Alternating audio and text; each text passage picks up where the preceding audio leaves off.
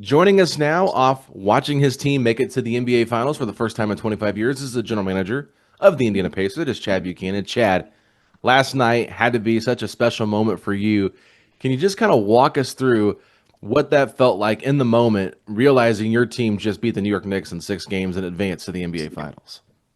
Well, for about 3 hours, like every playoff game, it's stressful. And even though last night the score ended up being what it was it was a stressful 20-point win. Just because what was on the line, obviously, and you're playing a great team, a gritty team that's just a real chore to try and beat. And when it finally kind of hit that moment, realized okay, like we're gonna win this game. It was first off, it's relief, but then it turns to instant joy when you look at what it means to our owner, Herb and his family, and just the fans, our coaches, our staff, our players.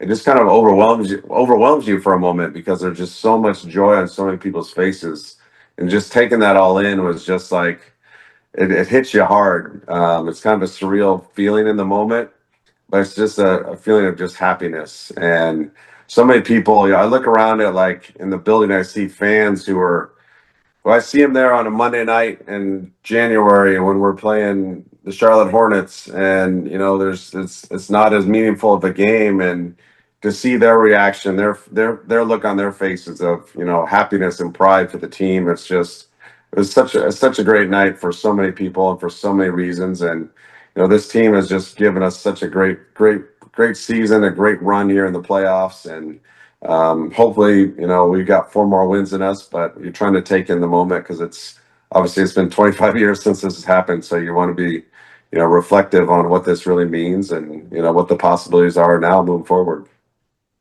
Chad, a little bit of maybe a personal question, but just curious. Scale 1 to 10, how was the pep in the step this morning, knowing this team's going to the NBA Finals? You tell me. I mean, it was waking up this morning, you kind of pinch yourself like, did that really just happen last night? I think a lot of us were the same way. I mean, at the core, we're all fans of this team, we're all fans of these players, and to see them perform like they did when we needed it last night, there was pressure on us to win that game. Obviously, every playoff game brings pressure, but Kevin Pritchard always says, no, pressure is a privilege. We could have been sitting at home and preparing for the draft lottery. But we're sitting there last night with a must-win game. You felt like, and to see our team come together and play so well in such a big moment, it was much easier getting out of bed this morning than your average Sunday morning. Yeah, I mean, it definitely was. I mean, I was going on little sleep myself this morning too. It was just so exciting to be a part of last night's experience and getting to see everybody so excited, all the players and front office and things like that. Just experience this and the fans, like you said. I mean, a lot of fans had all kinds of emotions, whether it was crying or just smiling as big as they could. I mean, every fan that's been along for this ride too, it means so much to them. But I just have to start here because you guys talked about this team is built strength in numbers. That's kind of been the motto of this team the last couple of years. And you look at this Eastern Conference Finals, 13 of your 15 guys were in the rotation at some point, and all 13 players played a significant role at some point in this series to help your team win. What does it say about everybody just being ready to go whenever their number's called and answering that call? Because there's highs and lows in every series, and sometimes players have it or they don't. But this year, it just felt like, man, you usually see like an 8-man rotation for a playoff team. This team played 13 players in the Eastern Conference Finals. What does that say about your team? Man, it's a reflection of the character of our guys to be humble enough and to put your feelings and your own ego and wishes and desires to the side and put the team first, which is so challenging to do in pro sports, especially.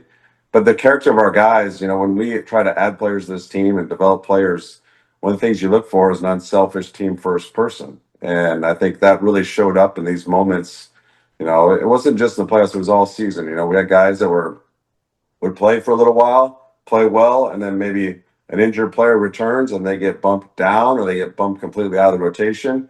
And they continue to support, the guys in front of them. They continue to support the entire team. And 82 games, you need everybody. Excuse me, you need everybody over the course of the season. But when you get to the playoffs, you never know when your name's getting called. I mean, there's so many good examples, like you bring up, Alex, of Jarace Walker, Tony Bradley, Thomas Bryant, Ben Shepard. when their number got called, their name got called, they were ready because they prepared themselves. Our coaches do a great job of preparing them for every game. Hey, we're going to prepare like you're going to play. You got to get your mindset that Coach Carlisle is going to look down at the bench and call you in there in the middle of the second quarter, the middle of the third quarter, whatever it might be, and you're ready to go. And to the credit of our guys, everybody was ready when their name got called. I mean, last night, obviously, Thomas was terrific for us, and Thomas has spent a couple games, sitting on the bench watching Tony Bradley take his minutes, and Thomas was a phenomenal, phenomenal teammate when he went through that, and was recognized by his teammates multiple times, recognized by our coaches, recognized by all of us how he handled it. And that's just one example. There was, plenty of others. Jarace gets thrown into the mix in game 5 in New York and contributed. And he contributed last night as well before his injury. It's a testament of what you're made of if you're willing to put we before me. And I think our team did that last night, but they've done it the whole season. It's just, like I said, it goes back to the character of every one of those guys in our locker room. I think the we before me is a great way to sum it up because I think talent in this league is incredibly important, but sometimes it's just not enough to get it done. You have to have the chemistry and the togetherness. This group, to me, from watching this team for a long time, it just feels different. Can you speak on the chemistry and togetherness of this group? Maybe compare it to other teams that you've seen in the past that have maybe had a lot of talent but haven't reached their full potential. Yeah, I think in the past we've had some good, you know, like chemistry and cohesiveness with our team. This year just feels like it's magnified. It's on a whole nother level.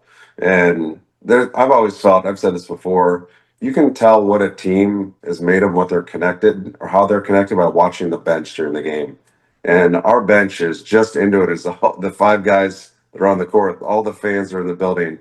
They are so into what's going on in the court. They're so into supporting the guys on the court, regardless, like I said, if they're taking their minutes or they're in a different position or they're not best friends off the court, man, they want the best in every one of their teammates. And that just, it's infectious. I bring up Thomas Bryant again. You watch him on the bench, you think he's at it's New Year's Eve party. He's full of so much joy and emotion and passion, for what's going on in the court, for his teammates, for his coaches, for the crowd, for just everything that's going on around him. And it feeds off of everybody, bleeds into everybody else around him. And, when you're on the court, maybe you have a bad couple possessions and you look over and the bench is all encouraging you. The guy who you're playing in front of, you look over and he's encouraging you. I mean, how can you not want to play for the other guys around you when you see that and experience that? And, it matters. It seems like something little and something corny, but it really matters when you get in the heat of a game and you get in the heat of that was our 98th game of the season last year. I mean, these guys have been together for 98 games. I mean, there's people, I'm sure you and Alex don't like talking to each other for 98 days, in the season, but this group just has a joy of, I think that the core of all of it is they all love the game, and when you love the game, you want to experience what it can provide and give you. And I think they want to put everything in their heart and soul into the game to see what it can provide. And they're experiencing, obviously a phenomenal ride right now. And it's a joy to watch and joy to be a part of and be around these guys and these coaches every day. I mean, you talk about this bench. I think one of the coolest things from last night's game was the very first possession you guys had. Obviously, New York threw some things at you guys in game 5 that were a little bit different defensively with Jalen Brunson hedging so much, right? And so Rick Carlisle and his staff, they put this play in basically where they have Aaron Nesmith slip, and he gets a wide open layup here from a Pascal Siakam pass. And you look at Jarace Walker, the first one off the bench, stands up and points over at Rick Carlisle, and TJ and the rest of the group just joins. It talks one about the togetherness of this team and how focused they are and how committed they are to doing whatever coach says, but it also talks about the leadership that Rick Carlisle has on this team and the respect that he has from his players. Can you just talk about what it's been like to have a championship level coach on your team leading this group and making those adjustments each and every playoff series to just attack the other team's weaknesses? I mean, Coach Carlisle, his entire staff. I mean, he, first of all, like you mentioned, he's a championship coach. That's exactly what he is. He's Hall of Fame coach, phenomenal person, obviously, great leader, great listener, respected by everybody around him, players, staff, all of us, front office, everybody. What he's done to build the identity and build the style of play with this group. Obviously, your players have to perform it, but he's recognized what each guy brings to the table, and he recognizes how to maximize every one of those guys' talents and skills. And he brings a calmness to our group every day. He brings a competency to our group every day, and he brings a consistency to our group every day. And when you have that in your leader and your coach, good things happen. And his staff follows suit. He entrusts every one of those coaches on his bench and behind the bench, and they all have a role and they all embrace their role. It's a lot like our players. There's no egos on our coaching staff, and that's makes it just a more productive environment. The players feel that. They feel that everybody's in stereo with their message. Everybody's in stereo with the goal. And when you have that type of chemistry with your staff, it just creates a seamless environment to grow and develop and to play well. And you see the decisions he makes, some of the adjustments you make in a playoff series. Coaching is a major, major part of a playoff series. And not that it's not important during the regular season, because it is, but your coach is essentially your sixth man at all times in a playoff series and can have major impact. And Coach Carlisle and his staff have done a terrific job with us all season long, and it's magnified here in the playoffs for us as well. And that's a great example last night of a small adjustment he made. And the players, that's the relationship they have with him. They respect him, but they know, hey, he's a partner with us, and they support each other.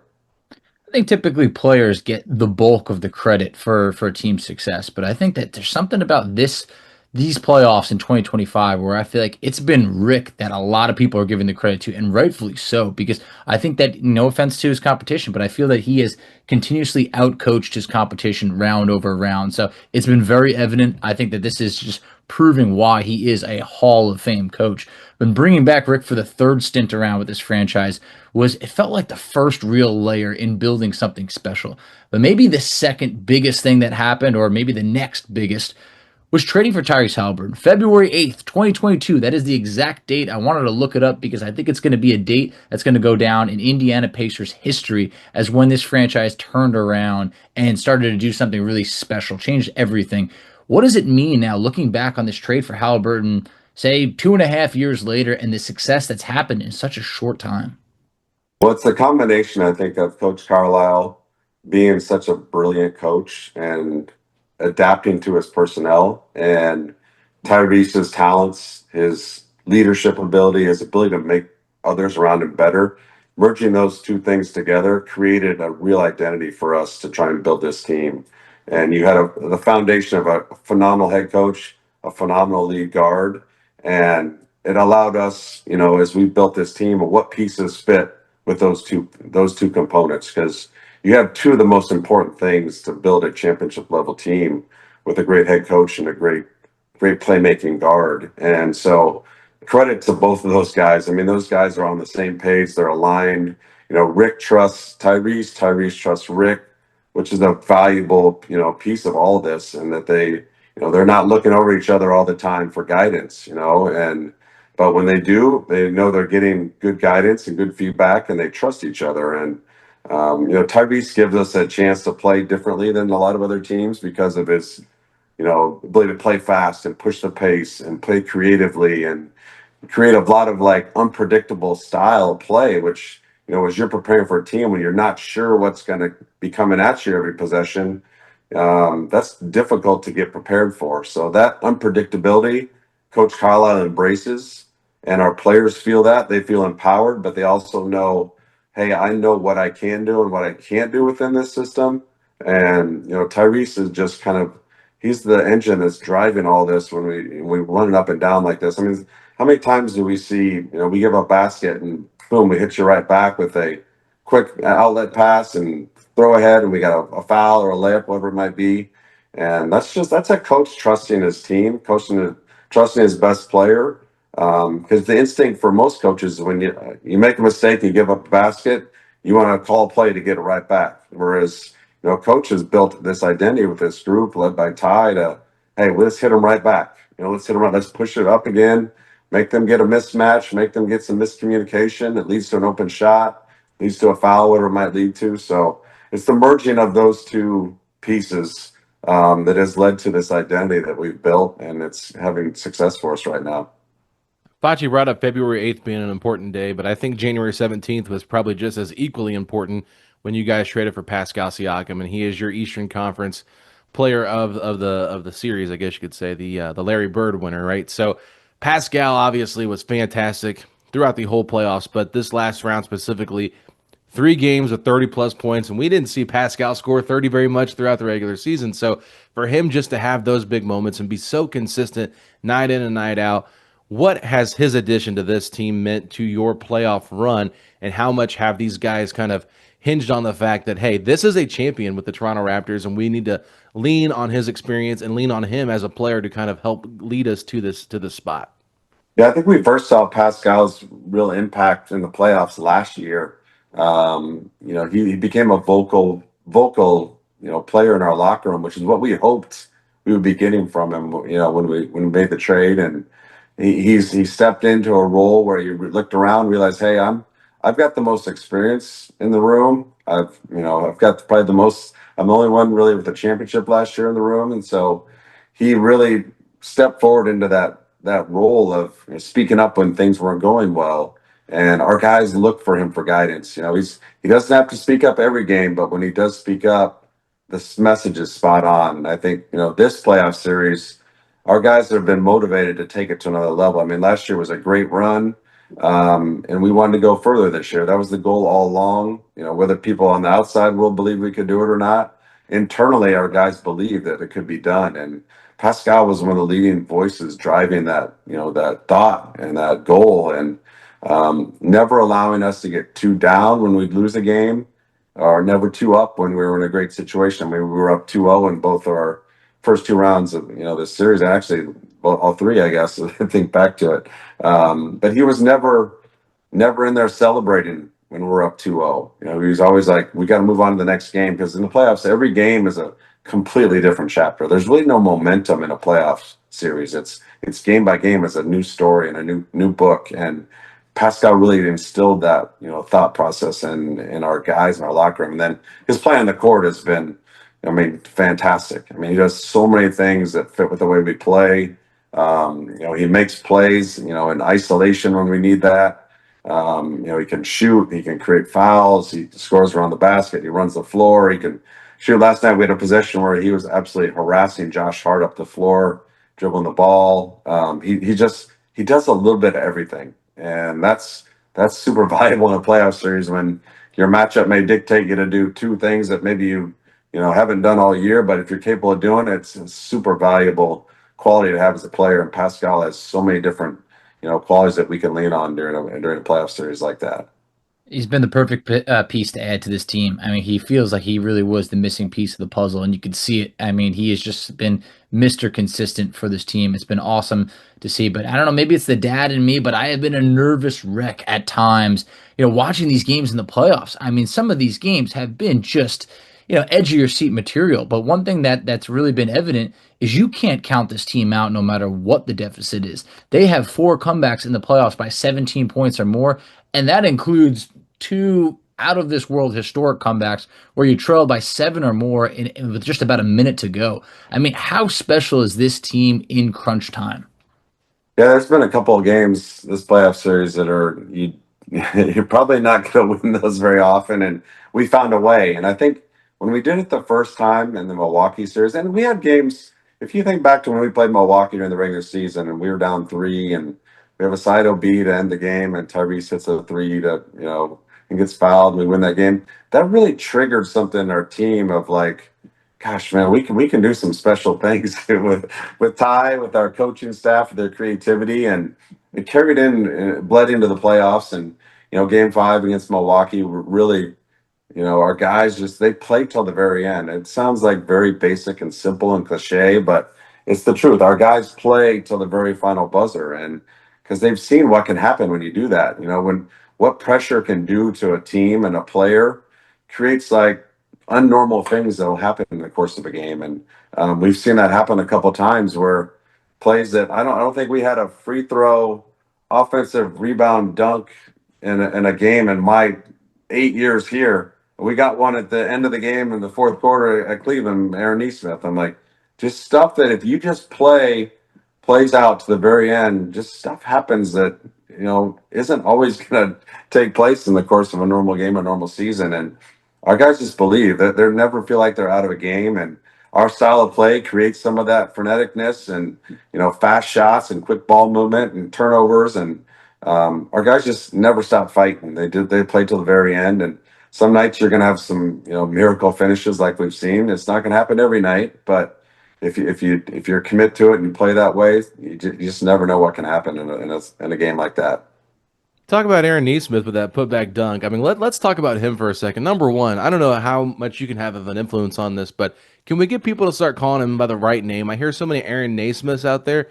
It's Aaron Nesmith. There's no I after the E. So I wish people would just get, a better understanding of how to say his name, actually. But that's just a pet peeve of mine. And then number two, you talk about all these comebacks, Facci, and things like that. Almost every single one of those comebacks was kind of like Aaron Nesmith was a huge part of each one of those comebacks, whether it was the tip in dunk or the three that he hit against the Cavs, trying to make Donovan Mitchell chase him, or just the 5 threes that he hit in that fourth quarter against New York, or what he did against Milwaukee, getting that three when things were kind of tight in overtime. He just made so many key plays down the stretch, and obviously the ankle injury did kind of slow him down. It felt like a little bit here in this Knicks series, but up to that, I mean, he had been having a terrific playoffs. And what have you seen specifically different from him since he returned from the ankle injury to what he was prior to that? Because it just seems like he hit a different level. I think it's a confidence level that I see from Aaron that's grown this year. I think he feels empowered and emboldened and confident guarding some high level players. Now he knows he's realistic enough to know and smart enough to know, like, hey, I'm not going to hold Jason Tatum to 16 points.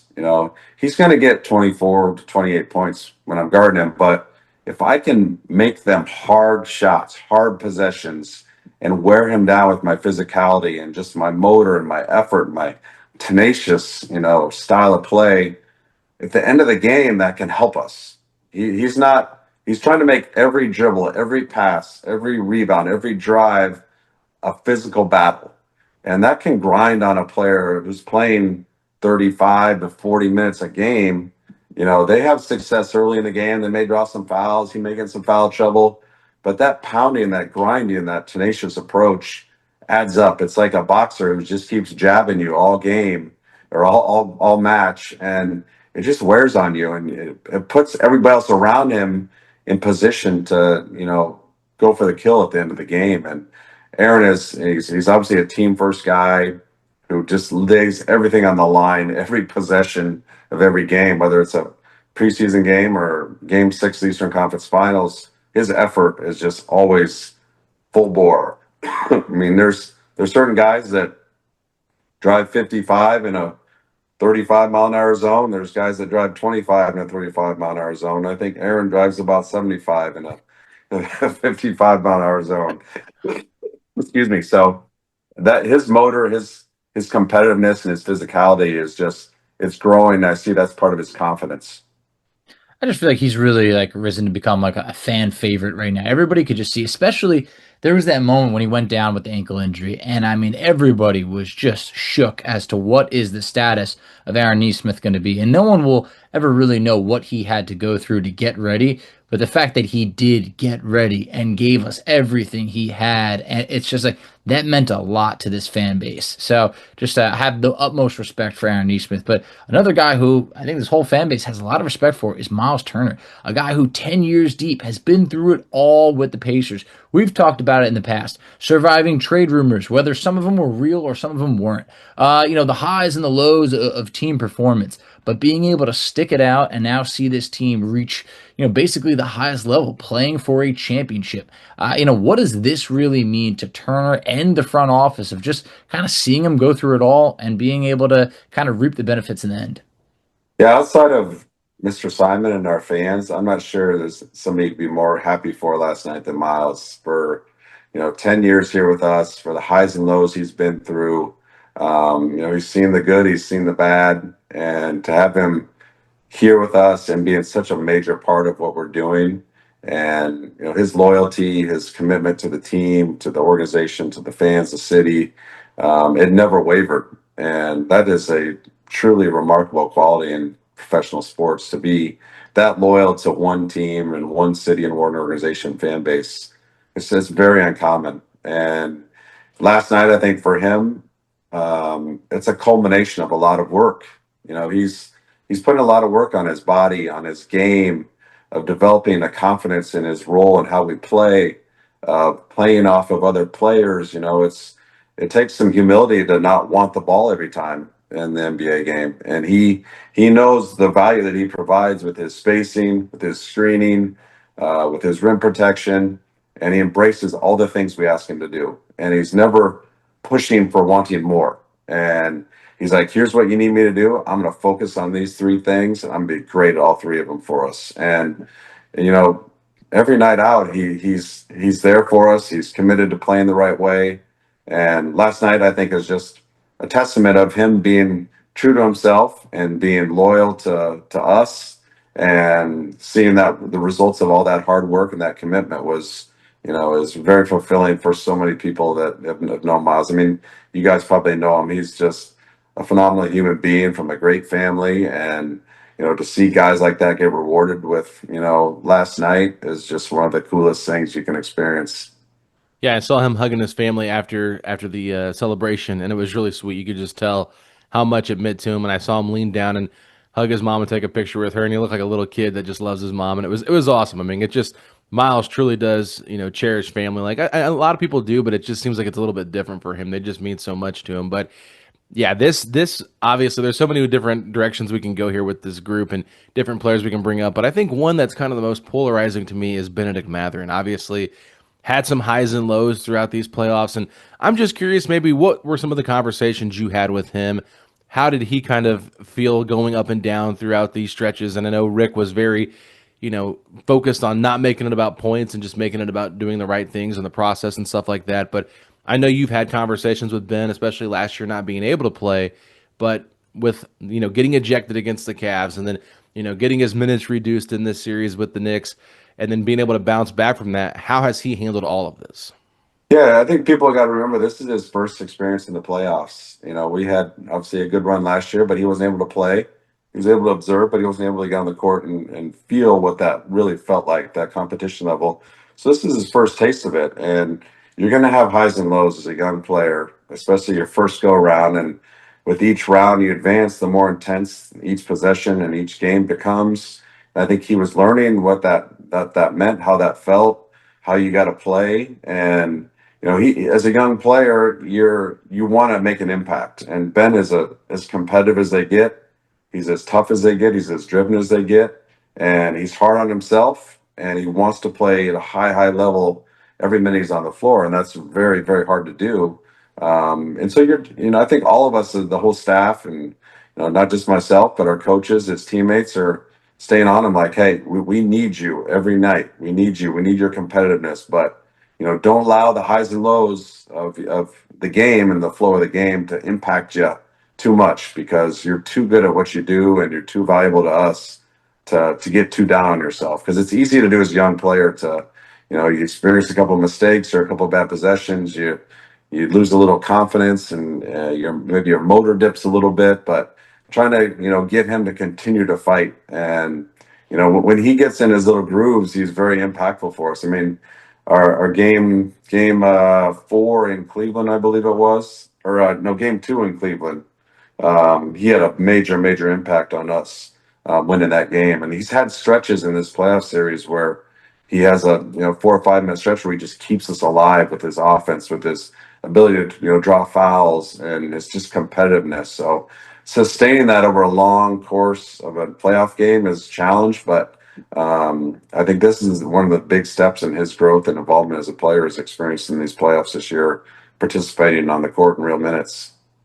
Yeah, I feel like just making the most of the opportunity given. I mean, he had 20 points in like 13 minutes in one of those wins. Maybe it was in game 4 or so, which was huge for this team. So great to see. But also, while the job's not done yet, how much do you feel that maybe last year's run to the conference finals, followed by this year's run to the championship, has changed the perception of the Pacers, not just happy to make the dance, but they want to dance all night long and win an NBA championship. How much do you think that could change of the, hey, this can be a destination for someone like a Pascal Siakam or someone that wants to win basketball games? Yeah, I don't think we think about or talk about that too much internally. I think you're so focused in on your own guys that you have there, and like I talked about a lot, developing a style of play and identity, and whatever that leads to around the league. If it draws certain players to you, that's great. Obviously, players wanting to come to us is a great opportunity to have. Whether you can acquire those players is a different story.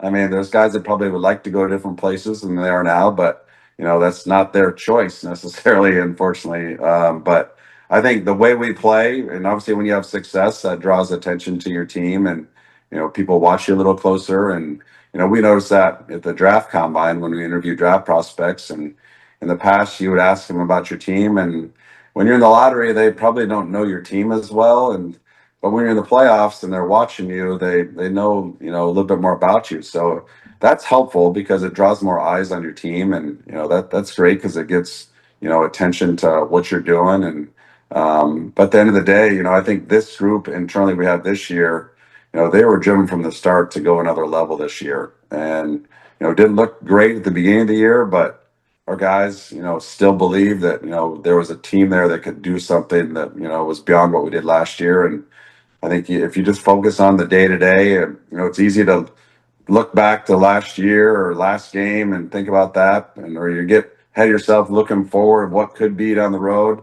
I think this group has done a really good job of just staying in the moment, staying day by day, attacking what's in front of them, and that's led to some good things. If you don't look back and don't look ahead and just focus on what's right in front of you, you make a lot of progress whether you realize it or not. And that's what's happened to this team. I don't want to get too far off what our conversation's been, but I do think it's been really cool to see the former Pacer alumni that have been coming to the building to watch these games and support this team. We saw Danny Granger for the first time since he was on this team. Obviously, Roy Hibbert was back, Jermaine O'Neal, Steven Jackson was here, Jalen Rose was there for the closeout game, and then, of course, Reggie has been on the call for TNT. What has it been like just to see all the former Pacer alumni back in the building supporting this group, number one? And then number two, last night, Reggie Miller being the person to hand you guys that trophy as you guys accept the Eastern Conference Championship trophy. What did that mean to you? I mean, outside of the actual wins, I'll be honest with you, Alex, in this playoff series, seeing our alumni there might have been the highlight of this playoff run right now because, Karen Atkinson, Michael Hornback, Jasmine Smith, who run our player programs department, coordinate those efforts to get players, invite them back, and to have them all want to come back for those games and see them in the crowd, embraced by the fans.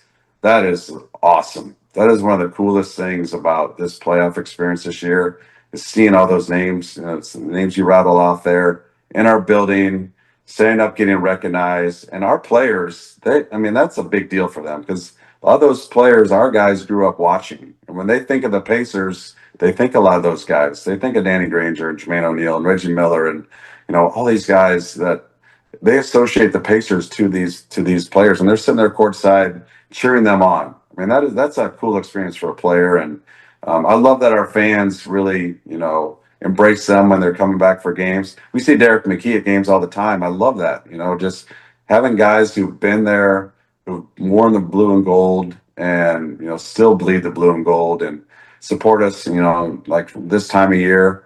It's really special to have those guys in the building. Yeah, Chad, it really was touching to see Granger back there. I just felt like what you guys did between the All-Star game last year, honoring the players, and this time, it just feels like the Pacers are really, really getting into a great spot with like the past and the present, and I think it's just awesome. It felt like assembling the Avengers, basically. Like my whole childhood was back there. I know you're talking about the players watching them.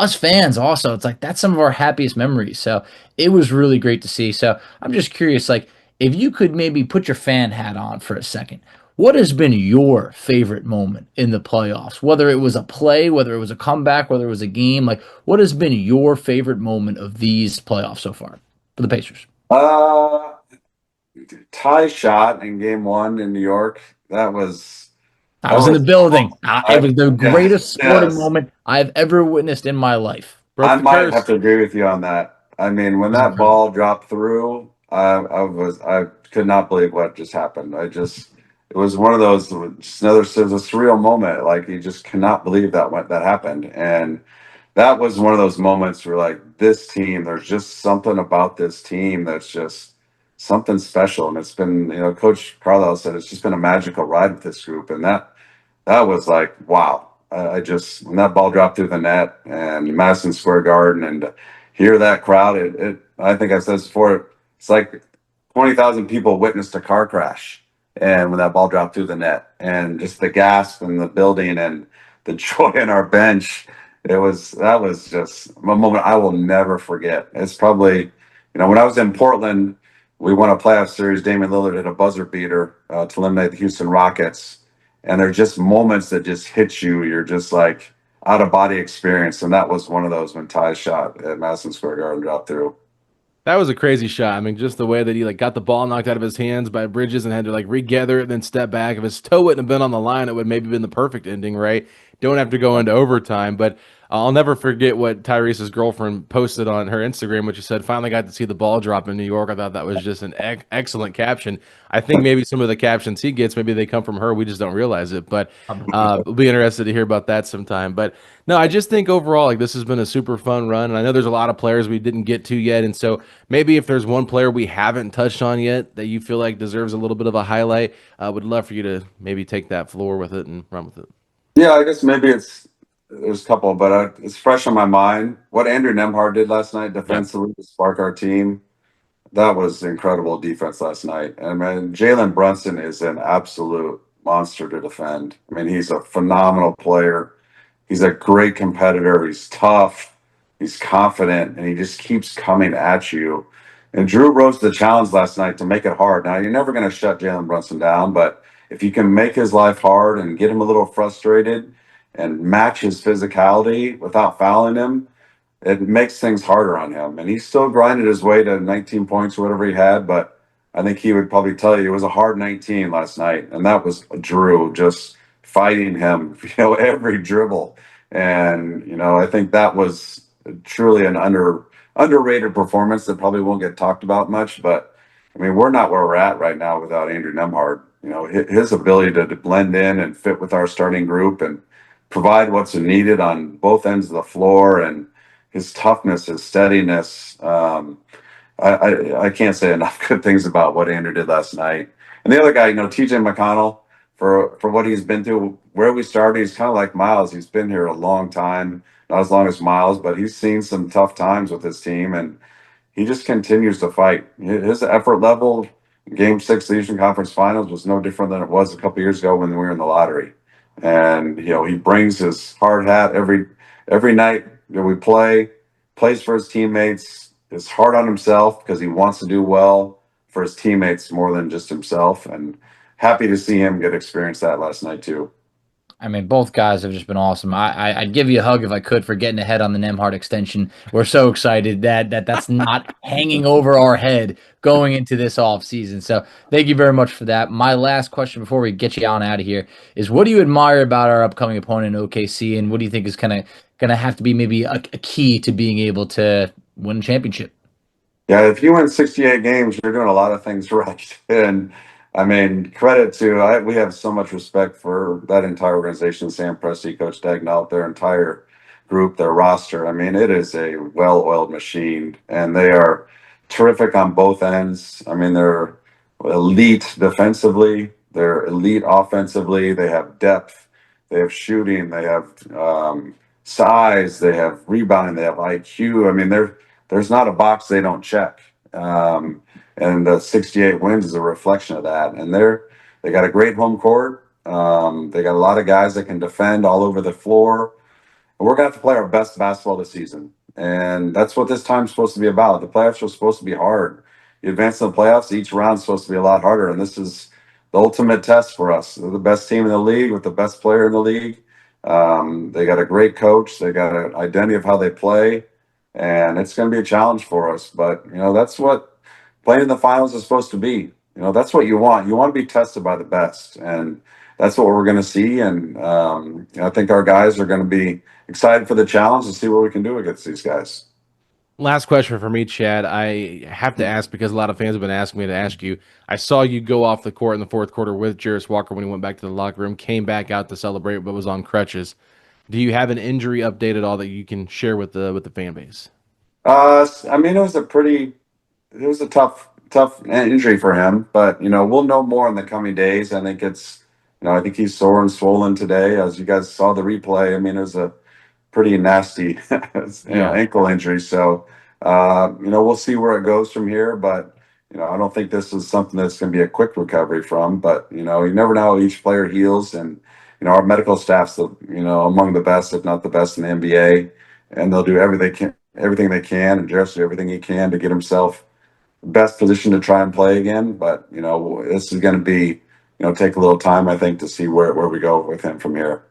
Yeah, we wish him nothing but the best. Obviously, want to see him get healthy and get out there because he was having an impact out there when he did come out there and play in Game 5 and Game 6. So just hate that happened to him in Game 6, but still, he's young, like Rick Carlisle said, and he'll recover. But I just want to say thank you so much for your time, for coming on this podcast time and time again. We don't take it for granted.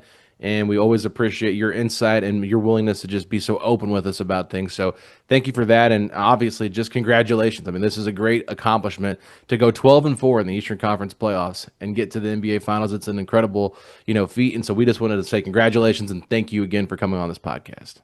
Thank you guys for supporting us. I mean, I know a lot of people out there listening are huge fans, and go through this ride with us. I mean, this is for you guys too. I mean, this is everybody getting to experience this team this year and this magical run. And like I mentioned before, being with us through this tough start, being with us there through, it's like I said, it's a Wednesday night in December, and you're playing the Sacramento Kings, and you guys are just as invested as you are right now. And much love to you guys for all the time and energy and effort you guys put into covering our team. And you're great fans, but you're also knowledgeable of our team and our guys, and it doesn't go unrecognized. And we got, it's not just you guys. There's so many great local media, that spend so many hours covering our team, and I have much respect, and we all do with our organization, the work that they put in to cover us, and hopefully they're getting to feel a little good reward this time of year as well, because they deserve this just as much as our players do too. Hey, Chad, you guys have made it all worth the time that we put in. I mean, we're having the time of our lives right now. The fan base is on top of the world. This means everything to them. So let's get the job done. You deserve a lot of credit. Same to everyone in the front office. I mean, you guys don't get enough credit, but you are deserving of all of the credit that you get your way. So we appreciate you always being a friend of the show, coming on, and best of luck in this upcoming series. Thanks, guys. Let's hope we can find 4 more wins with this group. I think we can.